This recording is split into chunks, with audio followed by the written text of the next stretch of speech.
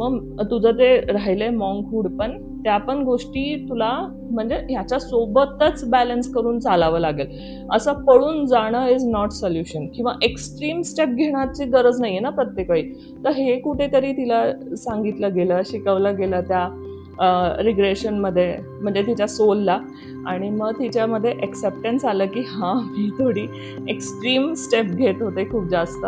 So मला आत्ता ह्या आयुष्यामध्ये मला बॅलन्स करायला शिकायलाच मी आलेली आहे, की मी फॅमिली लाईफ पण एक्सपिरियन्स करणार आहे, त्याच्याबरोबर स्पिरिच्युअल लाईफ पण एक्सपिरियन्स करणार आहे. ओके, दोन्ही एकत्र घेऊन चालणार आहे आणि हे टास्क मी कंप्लीट करणार आहे, अशा टाईपचं तिचं सबकॉन्शियसली तिचं हे केलं गेलं, म्हणजे वायरिंग परत केली गेली. आणि फायनली ती थोडीशी शांत आहे आता, आणि आयुष्य पण तिचं थोडंसं नॉर्मल ट्रॅकवरती येतं आहे. जे बेचैनी होती, जे अनसॅटिस्फॅक्शन होती, की काहीतरी वेगळं, काहीतरी मला करायचं, अशा टाईप